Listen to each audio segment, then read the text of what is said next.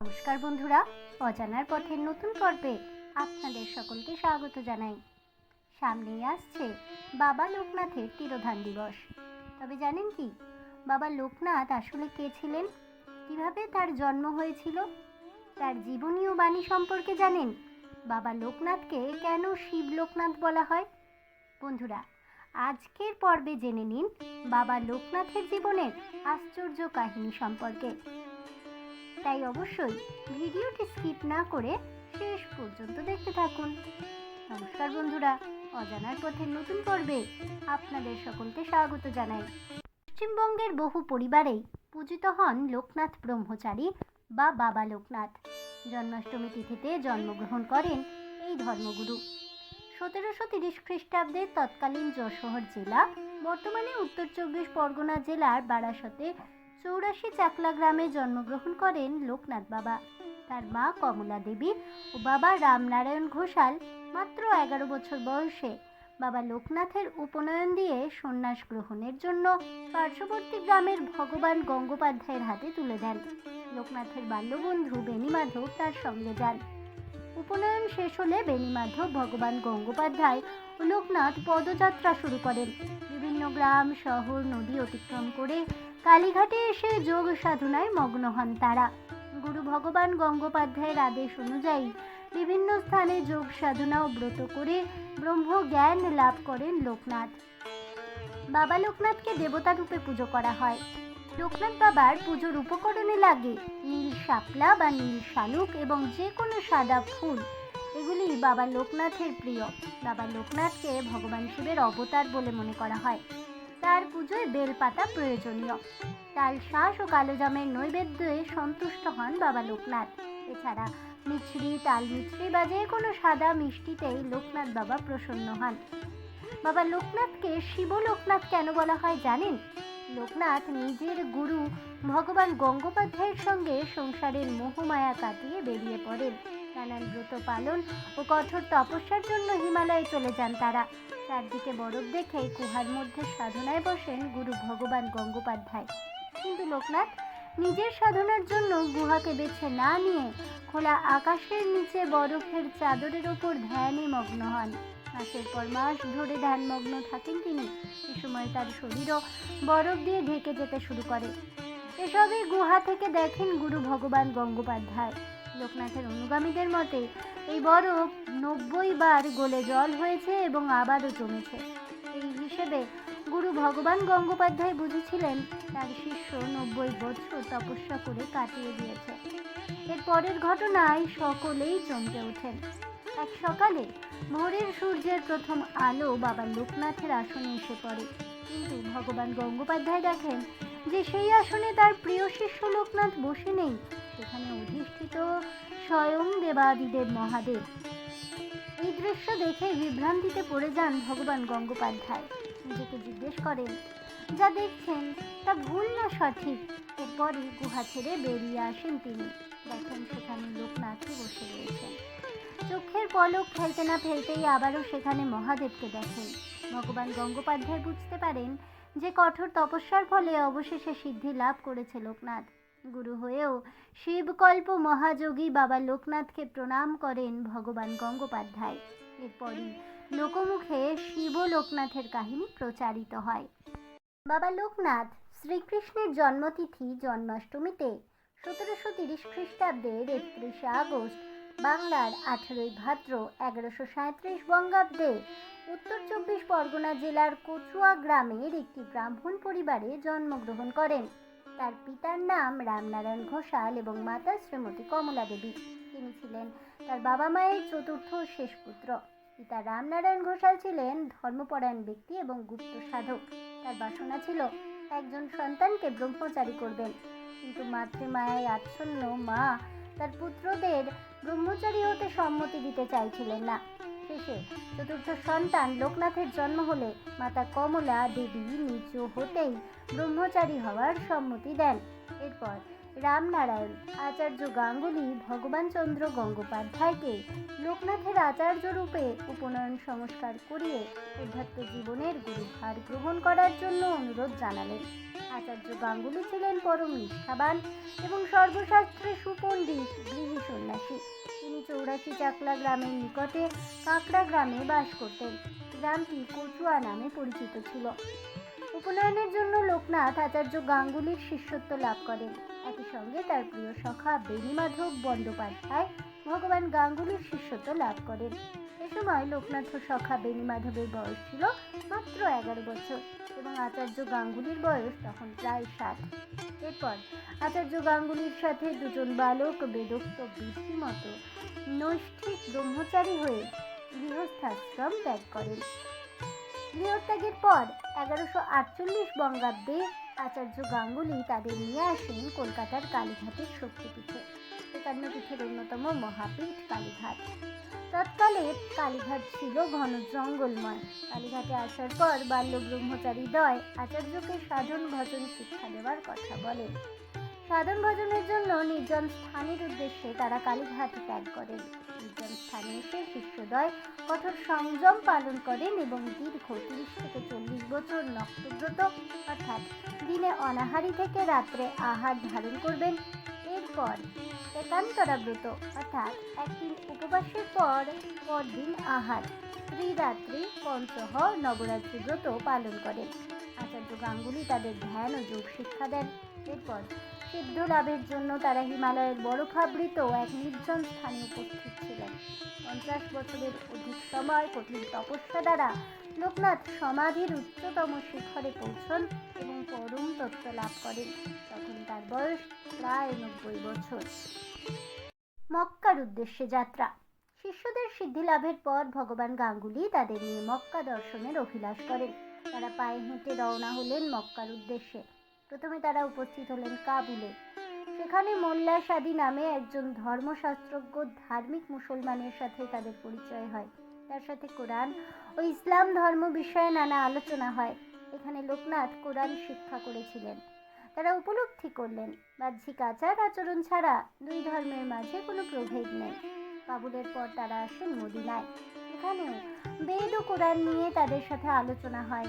এখান থেকে তারা মক্কার পথে যাত্রা করেন।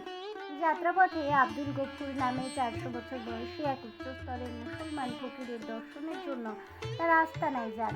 তিনি সবসময় মৌন এবং সমাধি অবস্থায় থাকতেন। সিদ্ধপুরুষ লোকনাথকে দেখে তার সমাধি ভঙ্গ হয় এবং তাকে আলিঙ্গন করেন। এরপর দুর্গম পথ অতিক্রম করে তারা মক্কায় পৌঁছন। কাশীধাম যাত্রা। মক্কায় কয়েকদিন অবস্থানের পর তারা বারাণসীর কাশীধামের উদ্দেশ্যে যাত্রা করেন। এখানে মহাযোগী প্রলঙ্গ স্বামীর পর্ণকুটির অবস্থিত। বৃদ্ধ গাঙ্গুলি তার শিষ্যদ্বয়ের সমস্ত দায়িত্ব প্রলঙ্গ স্বামীর হাতে তুলে দিয়ে গঙ্গার তীরে ধ্যানমগ্ন অবস্থায় মহাপ্রস্থান হন। প্রলঙ্গ স্বামী মূলত পণ্ডিত হিতলাল মিশ্র। সেখানে স্বামীজির সাথে তারা কিছুকাল যোগ শিক্ষা করে ভ্রমণে বের হন। বিশ্ব ভ্রমণ। ভ্রমণের উদ্দেশ্যে তারা ভারতের পশ্চিমে আফগানিস্তান, আরব, ইসরায়েল, পারস্য, ইউরোপ ইত্যাদি স্থান অতিক্রম করে আটলান্টিক মহাসাগর উপকূল পর্যন্ত গমন করেছিলেন। এরপরে তারা ভারতে ফিরে পুনরায় উত্তরের পথে গমন করেন। তারা বরফাচ্ছন্ন সুমেরু এলাকা গমনের ইচ্ছায় প্রাক প্রস্তুতি উপলক্ষে শৈত্যপ্রধান এলাকা হিসেবে বদ্রীনাথ শ্রীমন্দিরের আশ্রমে অবস্থান করেন। সেখান থেকে আধুনিক পরিজ্ঞাত সীমা অতিক্রম করে উত্তরে বহু দূরে চলে যান। তারা হেঁটে হেঁটে সাইবেরিয়াতে চলে আসেন। সেখানে সূর্যোদয় না হওয়ায় সময় নির্ণয় করা যায়নি, তবে তারা সে পথে 20 বার বরফ পড়তে ও গলতে দেখেছিলেন। কয়েকটি বরফের স্তম্ভের কাছে এসে তারা যাত্রা সমাপ্ত করলেন। এরপর পূর্ব দিকে গমন করে চীন দেশে উপস্থিত হন। সেখান থেকে ত্রৈলঙ্গ স্বামী উদয়াচলের পথে যাত্রা করেন। লোকনাথ ও বেণীমাধব তিব্বত ও বদ্রীনাথ পাহাড়ে অবস্থান করলেন। তারপর বেণীমাধব কামাখ্যার উদ্দেশ্যে চলে যান এবং লোকনাথ চলে এলেন চন্দ্রনাথ পাহাড় সংলগ্ন জঙ্গলের ভিতর দিয়ে। 12 অবস্থান। জঙ্গলের ভিতর দিয়ে যাত্রাকালে হঠাৎই জঙ্গলে আগুন লেগে যায়। তিনি লক্ষ্য করলেন বৃক্ষতলায় এক জটা জুটোধারী সন্ন্যাসী ধ্যানমগ্ন আছেন। তিনি যোগ বলে তাকে নিরাপদে নিয়ে আসেন। তিনি ছিলেন বিজয় কৃষ্ণ গোস্বামী। এরপর লোকনাথ ত্রিপুরা জেলার দাউদকান্দি গ্রামে আসেন। 12 গ্রামের ডেঙ্গু কর্মকার নামে এক ব্যক্তি সে সময় ফৌজদারি মামলার আসামি হয়ে দাউদকান্দিতে ছিল। উদ্ভ্রান্ত ডেঙ্গু কর্মকার লোকনাথকে দেখতে পেয়ে সব ঘটনা খুলে বলেন। তখন লোকনাথ তাকে নির্ভয়ে থাকতে বলেন। পরদিন বিচারপতি ডেঙ্গুকে বেকসুর খালাস রায় দেন। লোকনাথকে ডেঙ্গু তার বাড়িতে নিয়ে আসেন। ডেঙ্গুর মৃত্যুর পর বারোদির জমিদার তাকে নিয়ে আসেন জমিদার বাড়িতে। জমিদার তাকে ছাওয়াল বাঘিনী নদীর তীরে একটি নিষ্কর শ্মশানে আশ্রম প্রতিষ্ঠা করে দেন।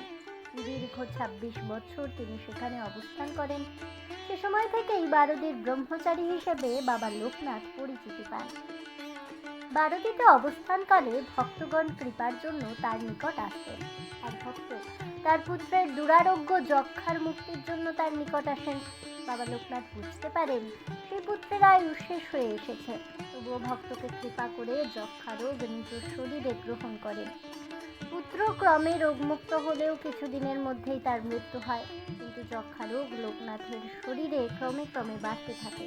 এরপর আগামী 19শে জ্যৈষ্ঠ তিনি তার দেহত্যাগের দিন ঘোষণা করেন। এই সংবাদ পেয়ে ভারাক্রান্ত ও অশ্রুসিক্ত ভক্তগণ দলে দলে আসতে থাকে বারোদির আশ্রমে। সেখানে তিনি সবাইকে প্রসাদ গ্রহণ করতে বললেন।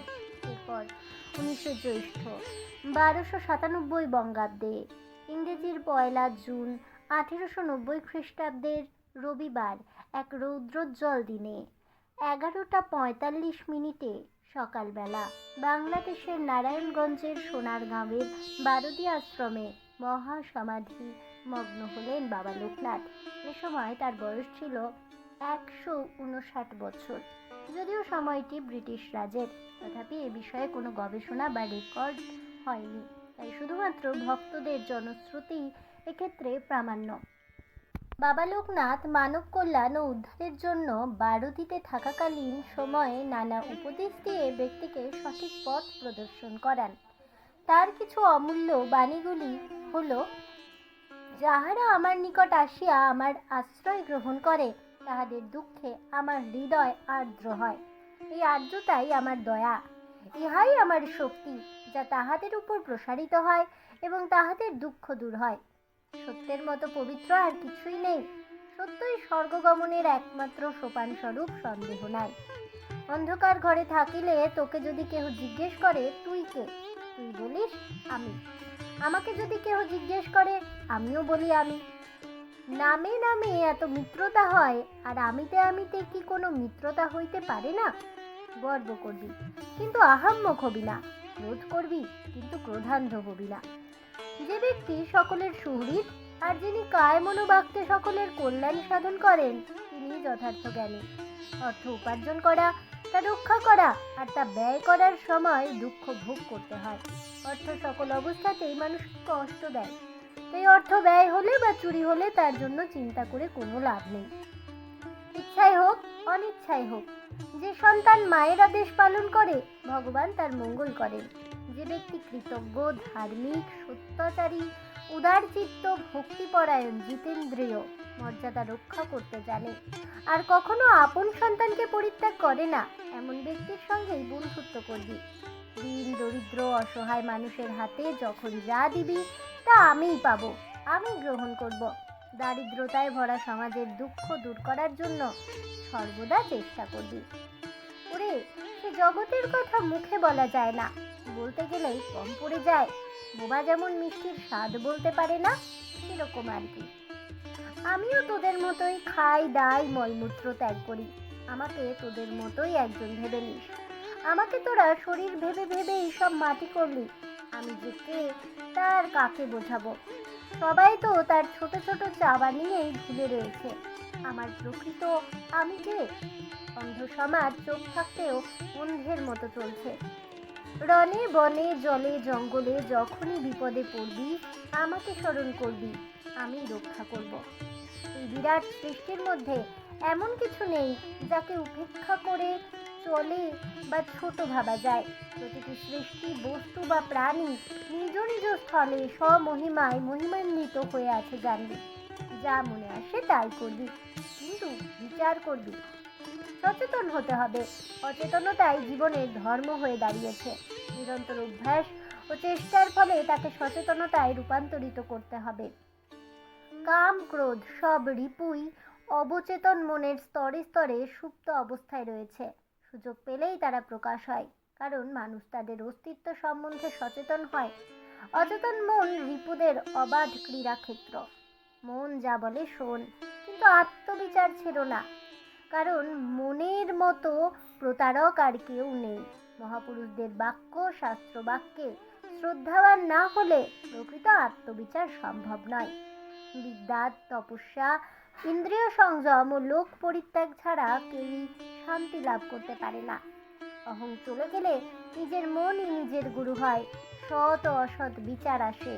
জ্ঞানের সঙ্গে ভক্তির মণিকাঞ্চন যোগ হলে শ্রদ্ধা হবে তোদের আশ্রয়, শ্রদ্ধা হবে তোদের বান্ধব, এবং শ্রদ্ধাই হবে তোদের পাথেয়। এই ছিল বাবা লোকনাথের বলা কিছু অমূল্য উপদেশ ও বাণী। আজ এই পর্যন্তই। জয় বাবা লোকনাথের জয় হোক, এই বলে আমার আজকের ভিডিওটি আমি এখানেই শেষ করছি। তাহলে বন্ধুরা, লোকনাথ ব্রহ্মচারীর জীবনী ও বাণী সম্পর্কে জেনে আপনাদের কেমন লাগলো অবশ্যই আমাকে কমেন্টে জানাবেন। ভিডিওটি ভালো লেগে থাকলে লাইক শেয়ার করতে ভুলবেন না। আমার চ্যানেলের নতুন বন্ধু হয়ে থাকলে চ্যানেলটিকে সাবস্ক্রাইব করে দেবেন। পাশে থাকা বেল বাটনটি প্রেস করে রাখবেন নতুন ভিডিওর নোটিফিকেশন পাওয়ার জন্য। ফিরে আসছি পরবর্তী ভিডিও নিয়ে। ততক্ষণ সবাই ভালো থাকুন, সুস্থ থাকুন, আর অবশ্যই সঙ্গে থাকুন আর দেখতে থাকুন অজানার পথে।